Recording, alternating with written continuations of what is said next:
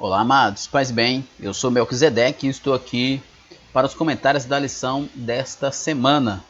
Lição de número 11, revista da Escola Bíblica Dominical da editora CPAD, classe de jovens, segundo trimestre de 2021. Assunto da lição: Paulo responde questões a respeito do casamento. Hoje nós estaremos estudando o capítulo de número 7 de 1 Coríntios. Como você que está nos acompanhando sabe, nós estamos estudando nesse segundo trimestre de 2021 da classe de jovens da revista da editora CPAD, a primeira carta do apóstolo Paulo aos Coríntios. E hoje nós estamos estudando o capítulo 7. E o tema da lição já nos diz basicamente tudo que o capítulo 7 fala, né? Paulo responde a questões a respeito do casamento e também, é claro, a respeito do celibato. Lembrando que o edenfoco.com disponibiliza para você um conteúdo gratuito, tanto da revista de adultos quanto da revista de jovens. Aula em vídeo, aula em áudio e subsídios em PDF. Se você está assistindo esta aula no YouTube, a aula em vídeo no YouTube, mas está incomodado com os anúncios do YouTube, então você pode acessar www.ebdenfoco.com e assistir a aula em vídeo também na plataforma do EBD em Foco, inclusive a aula em áudio, e ter acesso aos subsídios em PDF. Nós temos também o conteúdo prêmio para a revista de adultos e jovens. Esse conteúdo prêmio, você que já é assinante já tem acesso a esse conteúdo, e você que ainda não é assinante do ebdenfoco.com, seja assinante e você terá acesso a esse conteúdo. Esse conteúdo prêmio é muito importante. São os slides em PowerPoint, que você pode usá-lo na sua escola bíblica, se você gosta de ministrar usando o Data Show, ou mesmo uma TV, e você gosta de usar os slides. Esse slide é muito bom, muito bem elaborado, editável para você fazer as mudanças que você achar necessário para se encaixar dentro da sua escola bíblica. Nós temos os cursos baseados no tema da revista, que é muito importante, ajuda muito o professor para que ele possa ter uma ministração maravilhosa. E os estudos em PDF para cultos de ensino, para encontros e assim por diante. Acesse www.ebdenfoco.com, seja assinante e você terá acesso a todo esse conteúdo. Nós temos também o canal pelo WhatsApp, que você pode receber subsídios gratuitos. É só você salvar esse número aí, ó, 094, é o DDD 984092869. Salve e envie uma mensagem com seu nome e sobrenome para este contato que o ebdenfoco.com estará retornando para você. Vamos lá, texto do dia, 1 Coríntios 7 e 9, e diz assim: mas, se não podem conter-se, casem-se, porque é melhor casar do que abrasar-se. Está aqui o nosso texto do dia, onde o apóstolo Paulo responde ali aos irmãos em Corinto, né? No início do capítulo ele fala: quanto ao que vós me escreveste, ou seja, ele está respondendo ao que foi perguntado, e provavelmente perguntaram a Paulo sobre o que é melhor, casar ou ficar solteiro. E ele então vem dizer que é claro, Paulo não está fazendo um tratado sobre casamento, Paulo não está fazendo um tratado sobre celibato, Paulo não está fazendo um tratado sobre divórcio ou não. Paulo está respondendo pontualmente as perguntas dos irmãos. E provavelmente alguém perguntou para Paulo o que era melhor, casar ou ficar solteiro. E ele diz: olha, quanto aos solteiros, se quiser se casar, casem, né? Porque é melhor casar do que ficar se excitando, ficar se abrasando, né? E mais na frente ele diz: mas se pode ficar solteiro, fique solteiro, não tem problema. Paulo está dizendo para os irmãos ali, ó, que não há uma regra, não há uma obrigação de que todo homem, toda mulher se case.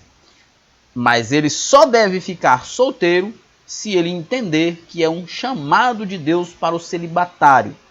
Que a pessoa que sabe que tem desejos pelo sexo oposto, então ele deve procurar um casamento. Porque é melhor que ele se case do que viver se excitando continuamente.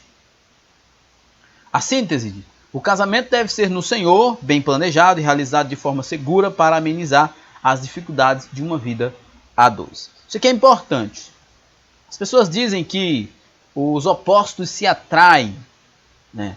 É óbvio que existem sim muitas diferenças entre os cônjuges no casamento, mas isso não é tão perfeito assim, não é tão geral assim. Você pode casar-se com uma pessoa diferente de você, que tenha gostos diferentes de você, enfim, realmente você pode casar com uma pessoa que tenha diferenças quanto a você. Mas o mais importante de tudo é o final, é o lugar aonde cada um quer chegar. Isso é importante. Se você casar com uma pessoa que não tem o mesmo objetivo que você, objetivo de destino que você terá problemas. Então, o casamento deve ser no Senhor.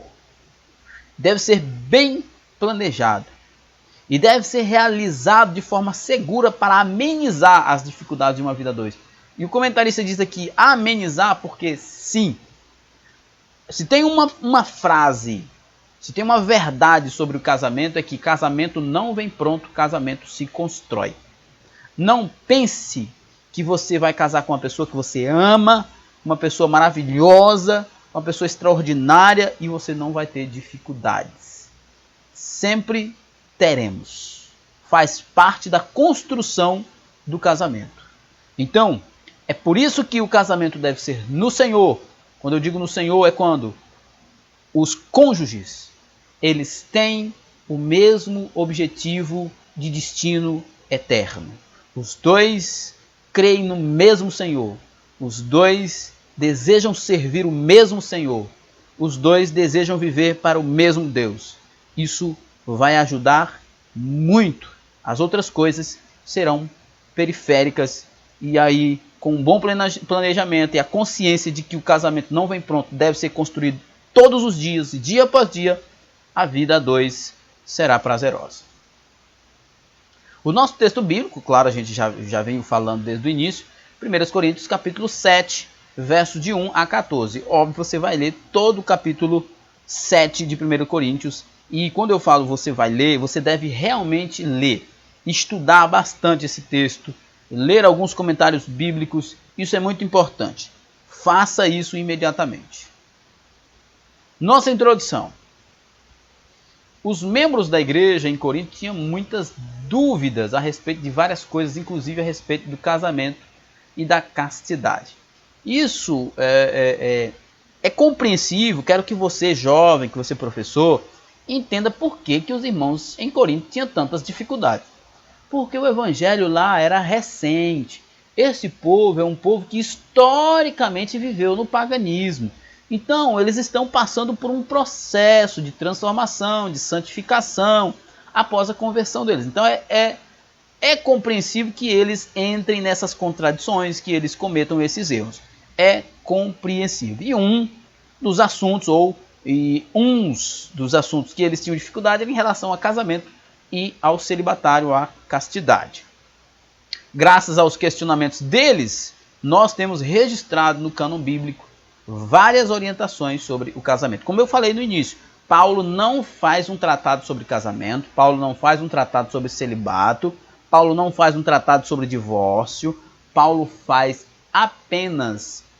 dá apenas orientações pontuais para os irmãos de Corinto. Nós temos aqui princípios que nós podemos aplicar em nossas vidas, que podem nortear os nossos casamentos e as nossas vidas, mas nós não temos aqui um conteúdo que encerra todas as questões sobre casamento, divórcio e celibato. Então nós temos que estudar o texto, entendendo que o texto ele não sumariza todas as questões sobre o assunto. Paulo recomenda o casamento como um projeto de Deus e algo bom. Isso é interessantíssimo. Aliás, o cristão deve sempre pensar no casamento como um projeto de Deus. Se você pensa no casamento como um projeto seu, na primeira dificuldade você vai querer abandonar esse projeto. quando você pensa no projeto, na sua união com o seu cônjuge, com a sua esposa ou com o seu esposo, nós estamos falando aqui para jovens, então nós vamos abordar isso, enfatizar isso, o professor enfatiza isso, que esta verdade aqui é excepcional, é importante, que Paulo recomenda o casamento como um projeto de Deus. Tá? E nós fazemos essa observação. Se o projeto é de Deus, você vai ter disposição, força de vontade para lutar por ele. Você vai ter amor a Deus, amor por Deus e força vinda de Deus para lutar por ele. Mas se o seu casamento é um projeto seu, se você casa por objetivos pessoais, na primeira adversidade, a chance é grande de você tentar ou até desistir dele. Entretanto, ele inclui algumas regras para que o matrimônio seja benéfico para a vida espiritual do casal e das famílias envolvidas. Ou seja, tem que estar dentro de um contexto, dentro de um padrão. O casamento cristão, o casamento bíblico, segue alguns parâmetros. Não é de acordo com o mundo. Infelizmente, nós temos muitos desgastes em muitos casamentos cristãos, porque um ou outro cônjuge quer aplicar conceitos seculares, quer trazer para dentro do casamento parâmetros seculares pagãos, e isso vai de encontro com aquilo que Deus quer para nós. Acaba que chegam a ter divergências e até separações por causa disso. Então, cristão, eu estou falando para cristãos especificamente, professor, enfatize isso com seus alunos, que o casamento cristão tem parâmetros a seguir. Esses parâmetros são dados pela Bíblia. Não são os parâmetros da modernidade, da pós-modernidade, do humanismo. São os parâmetros bíblicos. Primeiro tópico, o casamento é bom. Óbvio, né? O relacionamento sexual é para o casamento heterossexual e monogâmico. Essa aqui é uma verdade importante e não deve ser abandonada por ninguém, por nenhum cristão. O relacionamento sexual dentro do casamento é heterossexual e o casamento deve ser monogâmico. A igreja em Corinto havia se tornado uma das maiores daquela região e os padrões morais dos novos convertidos eram bem diferentes do estilo de vida das outras pessoas que moravam na cidade, né? Como eu já falei no início. O evangelho ali era recente, Corinto historicamente era uma cidade pagã, com padrões morais extremamente deteriorados, né? A imoralidade era regra, então a igreja nasce ali e os irmãos começam a se distinguir daquelas pessoas que moravam na cidade. Por isso surgem algumas dúvidas, né? A partir dos irmãos mudando de vida e olhando para o contexto dos coríntios que surgem algumas dúvidas acerca de como eles deveriam viver o casamento, né? De como o casamento precisava ser conduzido, como eles deveriam se relacionar com as pessoas, né? Então, por isso, surgem algumas dúvidas acerca do casamento que precisavam ser esclarecidas pelo apóstolo, o que ele faz por meio de cartas. E nós temos esta questão de que Paulo não está ali presente, mas ele escreve aos irmãos respondendo o questionamento deles e ensinando aos irmãos como deveriam proceder. Paulo está ensinando aos irmãos quais os parâmetros, quais os princípios que devem nortear um casamento cristão. Como eu disse, o casamento cristão deve ser norteado pela palavra de Deus. Os parâmetros são bíblicos, não a sociedade moderna pagã. Naquele tempo surgiram na igreja ensinamentos com tendências gnósticas que consideravam o corpo mau e o espírito bom. Nós falamos sobre isso na lição passada, né? Tal pensamento provocava dois tipos de comportamento. O corpo é mau e o espírito é bom. Fazer o que bem entender com o próprio corpo, uma vez que a crença era de que o espírito não seria afetado, né? O que eles pensavam? O corpo é mau, nós falamos isso na lição passada. E se o corpo é mau, ele é absolutamente distinto e separado do espírito. Então, o que acontece com o corpo, ele já é mau mesmo, não afeta nada nem no espírito, nem na eternidade. O segundo ponto era mortificar os desejos do corpo, uma vez que a crença era de que o corpo era matéria má. Olha só, havia dois extremos, né? Um extremo é, se o corpo é mau, então se entregue, satisfaça ele, dê a ele o que ele quer. Por outro lado, havia, não, o corpo é mau, nós temos que castigar ele, nós temos que punir ele, nós temos que mortificá-lo na marra. Esses eram dois pensamentos que estavam presentes dentro da igreja de Corinto. Portanto, os dois extremos eram ruins. Olha só, nós temos, acho que é bom refletir sobre isso, professor e alunos, nós temos esses hábitos, né? Infelizmente, o ser humano pecador tem este hábito de extremar nas coisas. Aqui, eles pensam, olha, o homem é composto de parte material e parte imaterial. A parte material é totalmente má. A imaterial é que é boa. Então, se essa parte material é má, então dê a ela tudo que ela quer, que não afeta nada o imaterial que é bom. Aí, ao invés de buscar um equilíbrio, os outros não. Vai para o outro extremo. Não, na verdade, como a matéria, a parte material é má, nós temos que castigá-la, levá-la sobre um jugo, para que ela esteja dominada, para que não afete o espírito, o imaterial. E os dois comportamentos eram extremados e ruins para as pessoas. Então, fica aqui, comportamentos extremados nunca é saudável para a vida de ninguém, muito menos para a igreja. Paulo estava respondendo a um questionamento da igreja em relação ao segundo comportamento. O cristão pode se abster do relacionamento sexual no casamento? Olha que interessante, né? Vamos voltar aqui para comentar sobre isso. Paulo estava respondendo a um questionamento da igreja em relação ao segundo comportamento. O cristão pode se abster do relacionamento sexual no casamento. Olha só a pergunta. O cristão pode se abster do relacionamento sexual no casamento? Olha que pergunta. O pastor Hernandes Dias Lopes, não só o Hernandes Dias Lopes, pastor Cláudio Duarte, pastor Josué Gonçalves, outros pastores que eu já vi comentar sobre isso, eles dizem basicamente a mesma coisa. Eles dizem o seguinte: o sexo é errado, o sexo é pecado fora do casamento. A presença do sexo fora do casamento é pecado, pecado grave. Mas a ausência do sexo dentro do casamento também constitui pecado. Olha só que interessante, os irmãos estavam perguntando, a gente pode casar e simplesmente se abster de sexo no casamento, deixar de praticar o ato sexual dentro do casamento? E qual é a resposta de Paulo? Nós vamos ver isso mais na frente, mas eu já vou adiantando aqui. A resposta de Paulo é o seguinte, olha, o sexo é importante no casamento para que a gente esteja satisfeito, para que o casado esteja satisfeito sexualmente. Quando ele não está satisfeito sexualmente, ele vai ser tentado.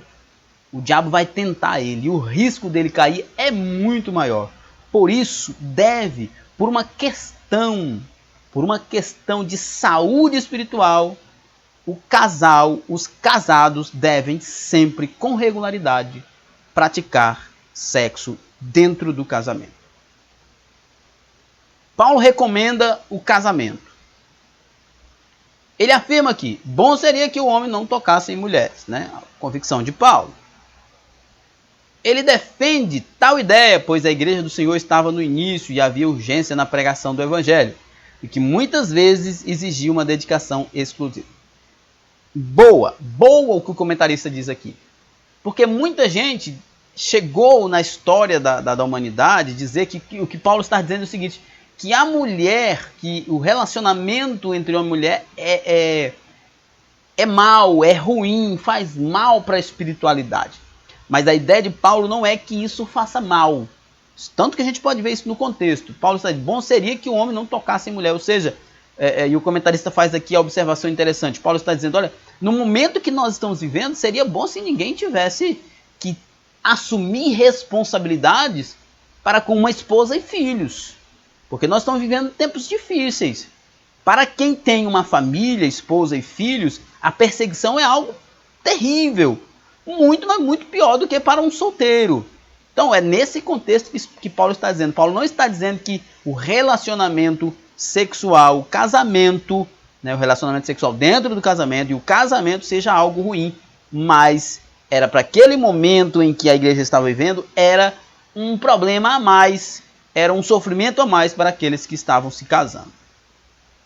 No entanto, ele pondera de uma forma mais ampla e complementa a sua resposta. Mas, por causa da prostituição, cada um tem a sua própria mulher e cada uma tem o seu próprio marido. A promiscuidade em Corinto era tão intensa que só o fato de uma moça se identificar como moradora da cidade já seria motivo para considerá-la prostituta. Corinto, a gente já viu falando sobre isso várias vezes, né? Lá em Corinto tinha o templo da deusa Afrodite, que é modernidade para amenizar, diz que é a deusa do amor, mas na verdade é a deusa do sexo. Deusa do sexo mesmo. Lá tinha as prostitutas cultuais. Quando os homens e mulheres faziam algum voto a essa deusa, que eles iam lá no templo pagar, tinha que ser com sexo e bebida. Era algo extremamente imoral e era isso que acontecia na cidade de Corinto. O apóstolo cita a prostituição na cidade como um perigo para os que queriam ficar solteiros e para os casais que estavam se abstendo do relacionamento sexual. Por isso, Paulo fala que o celibato, né, o ficar solteiro, não é apenas uma questão pessoal, mas uma vocação.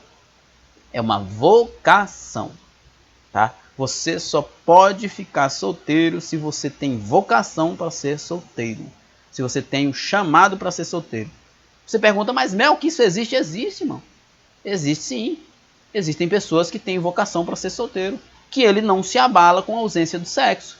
Mas a maioria esmagadora de nós, a maioria esmagadora de nós, não temos esse chamado. Nosso chamado é para constituir família, para casar-se. E uma vez casado, está aí a questão. Nós não devemos ficar sem sexo. Se casamos, então devemos praticar sexo. Porque a abstinência do sexo para o casado é um convite para a tentação e a queda. Ele reconhecia que poucas pessoas teriam disposição necessária para manter inativa a sua capacidade sexual. Paulo sabia disso, e como nós dissemos, é raro, mas não é impossível. Então Paulo recomenda o casamento e o relacionamento sexual dos cônjuges visando a procriação e o prazer de ambos, e nesse caso a proteção, a preservação da espiritualidade, porque dessa forma ele não ia cair em incontinência, em desejos, ia ser tentado, especialmente em Corinto, que era uma complicação terrível, e assim acabar em pecado. A prática da abstinência sexual e do celibato é para solteiros. Alguns membros da igreja, incluindo os casados, começaram a utilizar a abstinência sexual como forma de controle dos desejos sexuais. Está errado. Isso se tornou um grande problema, pois não se imagina um casamento em que um dos cônjuges vê o relacionamento sexual como algo desprezível, enquanto o outro vê como algo essencial e necessário. Imagina você casado com uma pessoa que não deseja sexo. Olha, isso é importante. Jovem. Presta atenção nisso. Presta atenção nisso, jovem. Presta atenção nisso, você que ainda vai casar. Presta atenção nisso que eu estou falando. Não case se você não tem apetite sexual.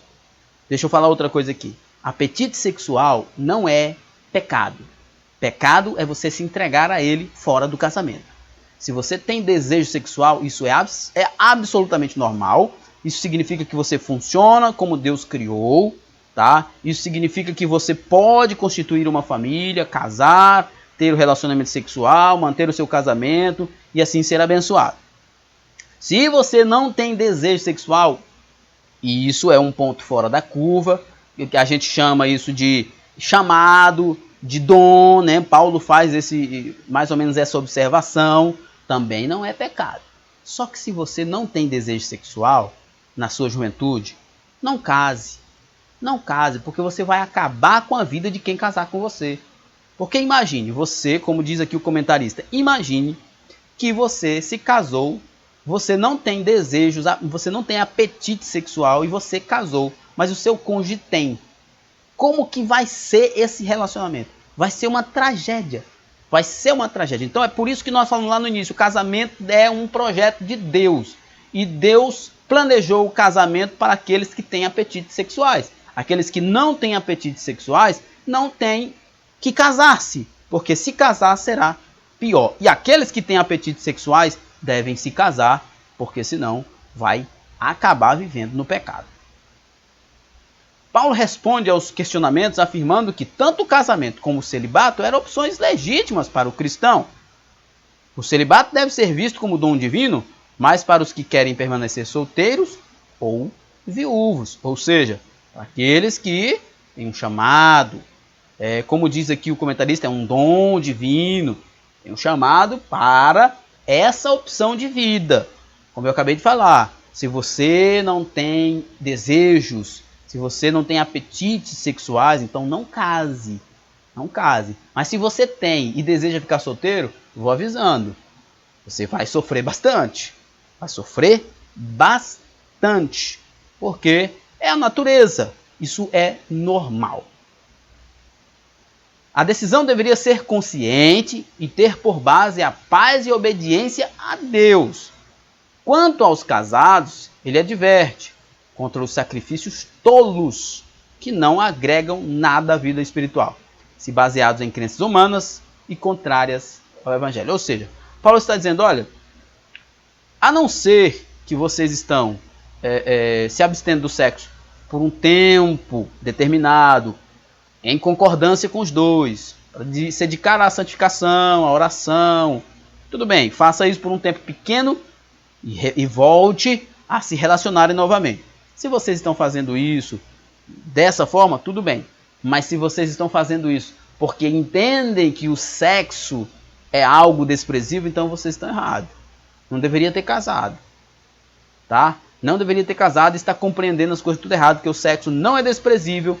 O sexo foi criado por Deus, para os seres humanos, para que eles procriem, tenham prazer e preserve um ao outro das tentações, da lascívia e da impureza sexual. Segundo tópico, a indissolubilidade do casamento. O ideal original do casamento. Qual é o ideal original do casamento? O ideal original do casamento é Gênesis. O ideal é que o casal se una, constitua uma família e seja feliz para sempre, como diz Gênesis 2:24, Mateus 19:6. O ideal do casamento é Gênesis 2:24. Paulo é categórico ao afirmar aqui, aos casados mando. Ele apresenta o casamento cristão como um contrato indissolúvel. Nos evangelhos, Jesus trata sobre a dissolução do casamento por causa de prostituição como uma exceção. Deixa eu só falar uma coisa sobre isso aqui. Eu, particularmente, sou contra o divórcio como uma opção banal. Como uma opção banal. Eu sou contra o divórcio como uma opção banal, uma opção onde a pessoa, um dos cônjuges ou os dois, não queiram se responsabilizarem e lutarem pelo casamento. Então eu sou contra. Mas como diz o pastor Luiz Saião, o divórcio, ele é um remédio amargo para impedir um problema ainda maior. Mas concordo plenamente que o ideal do casamento é Gênesis, tornando-se os dois uma só carne e serão separados apenas pela morte. Tá? Então, nós não podemos banalizar o casamento, nós não podemos banalizar o divórcio, mas nós também não podemos achar que quem se divorcia por motivos realmente justos, como disse Jesus aqui, prostituição ou impureza, muito mais provável o contexto ali é de impureza, nós não podemos achar que essa pessoa está condenada ao inferno. De modo nenhum. A graça de Deus é absolutamente suficiente para perdoá-los. Nosso Senhor abordou o assunto quando questionado pelos fariseus adeptos das ideias das escolas do Rabino Hillel, que defendiam o direito de o marido dar carta de divórcio por qualquer motivo. Ao ser questionado sobre essa liberalidade, Jesus afirma que ela surgiu devido à dureza do coração do homem. Então, essa ideia do Hillel, né, havia ali as escolas de Shammai e Hillel. Shammai era bem mais duro, né?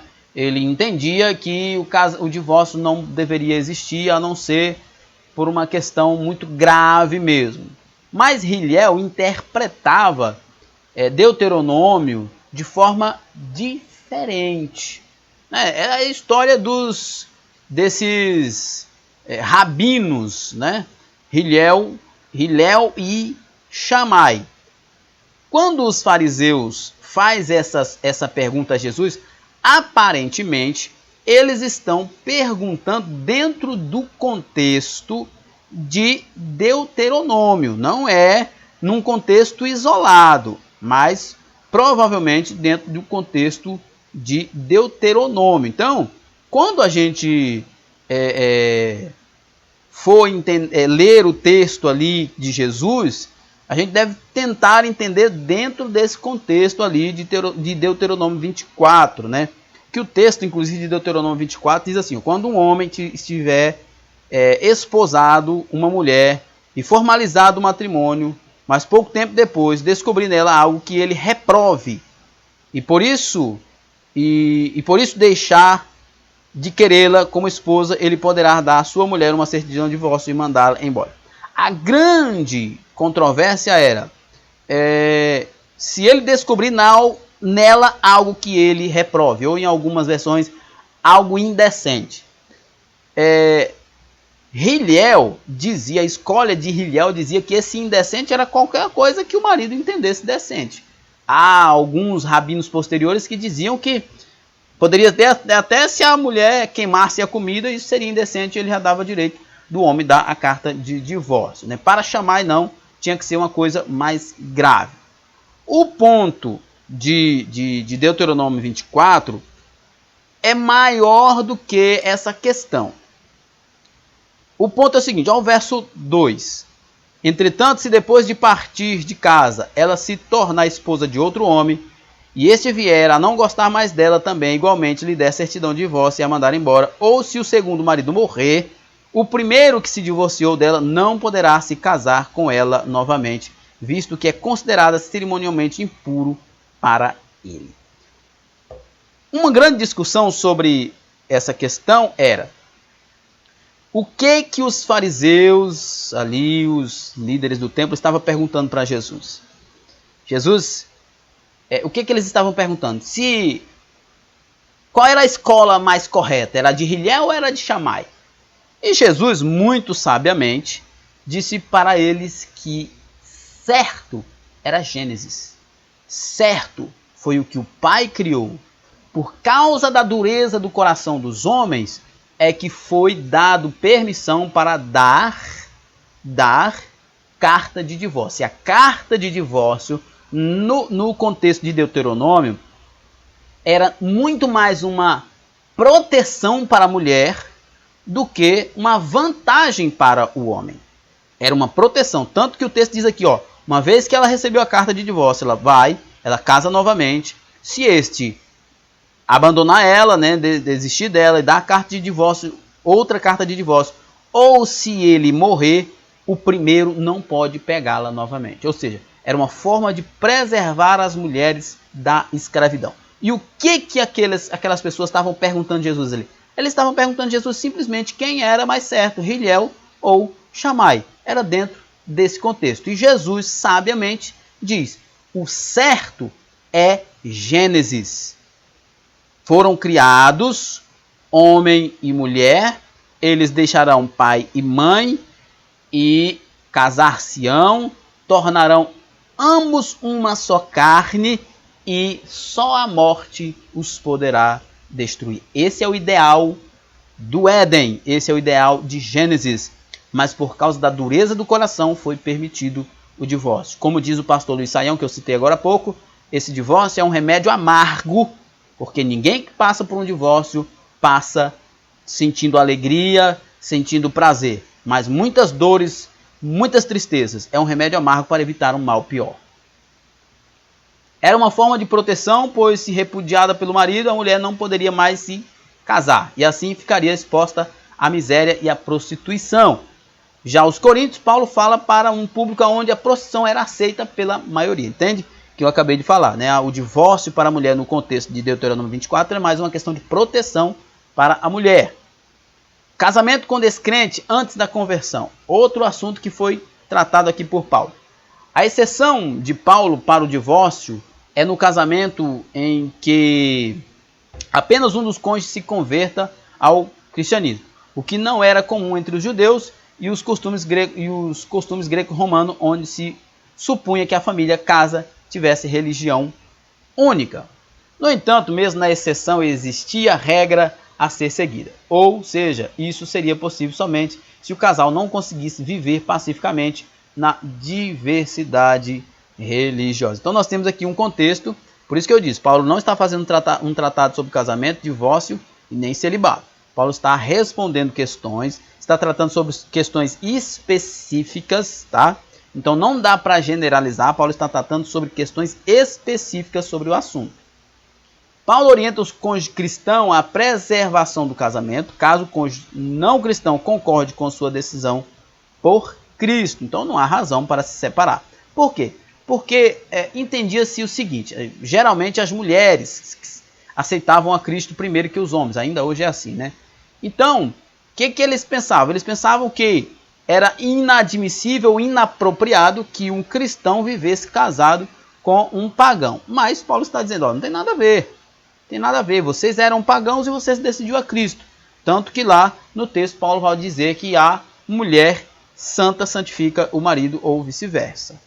No sentido inverso do judaísmo que defendia que a impureza manchava as coisas puras, o apóstolo defende que o cônjuge cristão santifica o cônjuge não cristão. Era esse o entendimento de Paulo. É porque, isso mesmo que eu acabei de falar, havia uma compreensão de que era inadequado o cristão casado com o pagão. Mas Paulo diz, olha, vocês eram pagãos, aí um aceitou Jesus, então esse que aceitou Jesus vai trazer santificação para o outro. Então, isso é importante.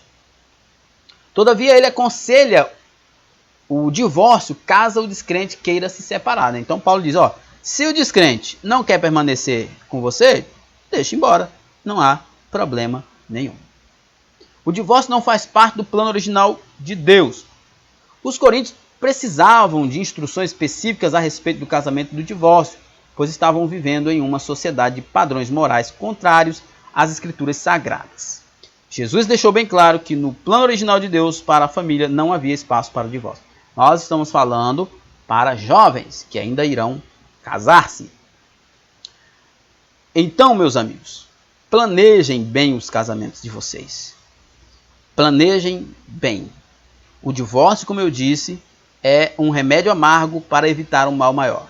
O divórcio só deve acontecer quando não houver mais saída. Quando algum dos cônjuges endurecer tanto, que não ter como voltar. Mas para os crentes, o divórcio é a última opção. A primeira opção é a busca pela restauração. E isso deve acontecer sem medidas. O esforço para a restauração do casamento deve ser algo sem medidas. Jesus mostrou que o divórcio foi permitido devido à dureza do coração dos homens. Paulo era um homem de Deus, um apóstolo que conhecia bem os ensinos do mestre, por isso advertiu aos coríntios quanto à permanência no casamento, afirmando que está ligado à mulher? Não busque separar-te. Estás livre da mulher? Não busque mulher. Terceiro tópico, o casamento não deve ser usado como fuga. Nós já falamos sobre isso lá no início. O casamento não é a garantia de ausência de solidão. Existem casais aparentemente bem casados e que um dos cônjuges ou os dois vivem solitários. Então, quando é que isso acontece? Quando o casamento é constituído por razões erradas. Você já conheceu algumas jovens? Isso acontece mais com as mulheres, especialmente aqui nos interiores, que dizem assim, eu casei para poder sair de casa. Casei para poder sair do jugo dos meus pais. E foi uma tragédia ainda maior o casamento? Pois é. O casamento, ele é, antes de qualquer coisa, um projeto divino. Não case por razões pessoais. Isso será uma tragédia. Para a felicidade do casal deve existir boa intimidade emocional entre eles. Os solteiros e viúvos devem ter isso em mente ou planejar um casamento, né? É interessante, você que vai se casar, saiba das adversidades que acontecem.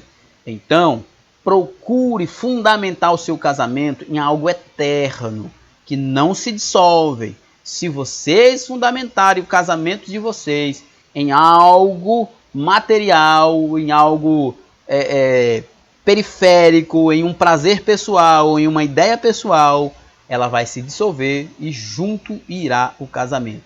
Vocês não fazem ideia da desgraça que é um divórcio.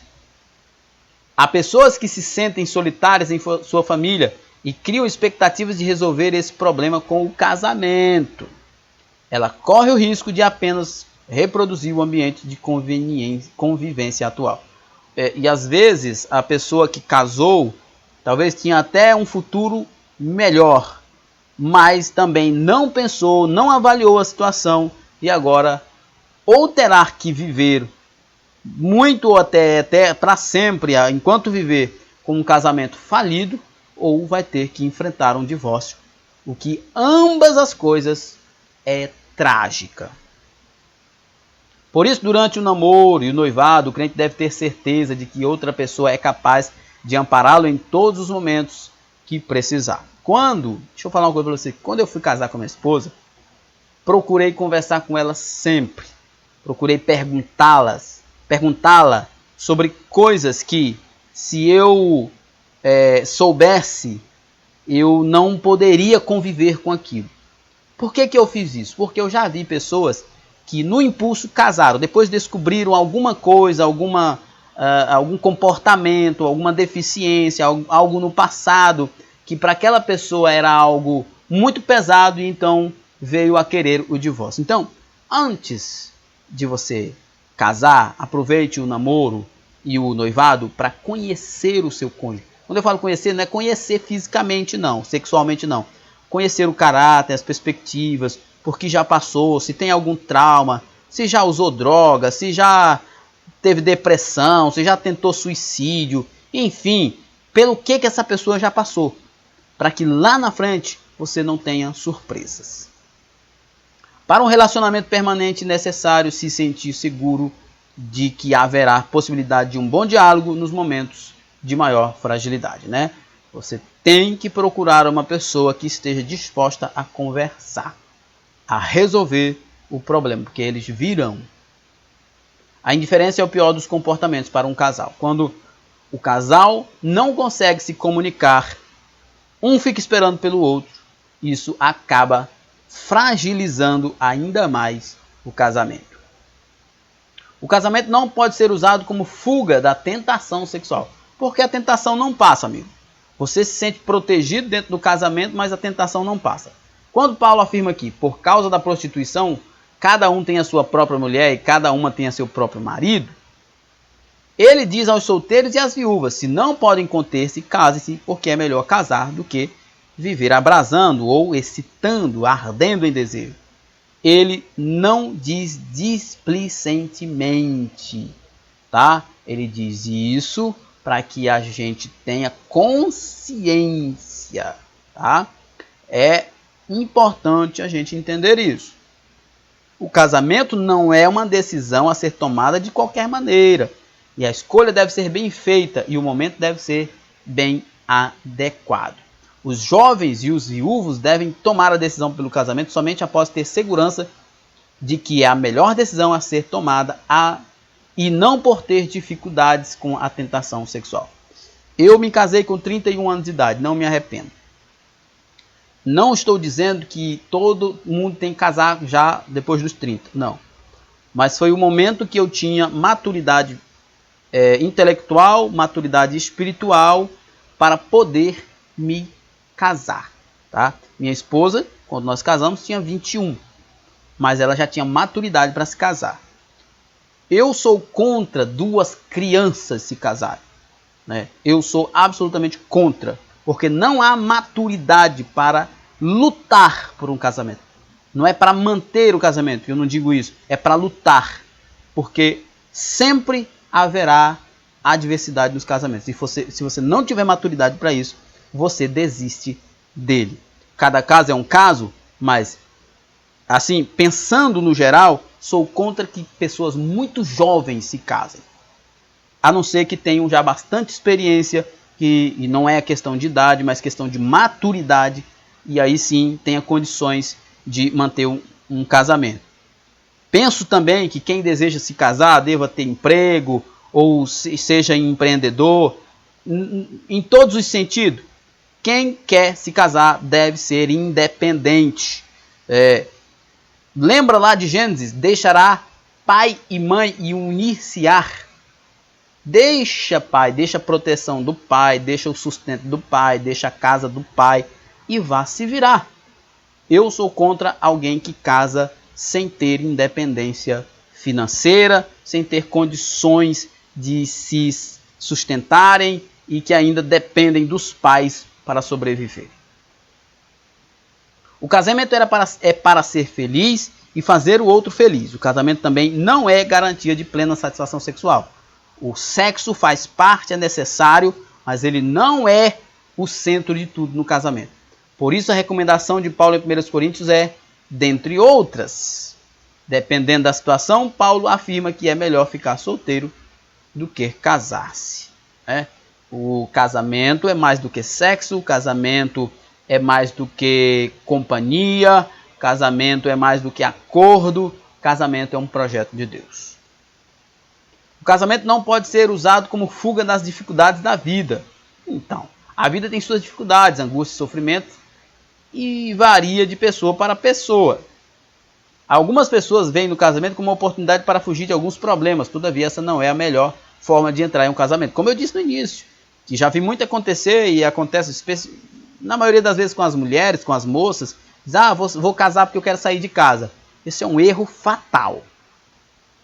As pesquisas a respeito dos motivos na escolha do cônjuge apontam, dentre as principais motivações, a transgeracionalidade, a busca por similaridades ou por complementaridades. Né? É importante ter, né, é importante ter, sim, um parâmetro para escolher a pessoa para ser o seu parceiro. Por transgeracionalidade, nos referimos aos modelos aprendidos na família de origem e no ambiente cultural. Por busca de complementaridade, o que se pretende é a satisfação completa de suas necessidades. Uma projeção no parceiro de determinados aspectos com deficiência na própria personalidade. Então, o objetivo do casamento não é apenas um contrato social, como eu disse, e também não é a satisfação pessoal ou a fuga de um problema.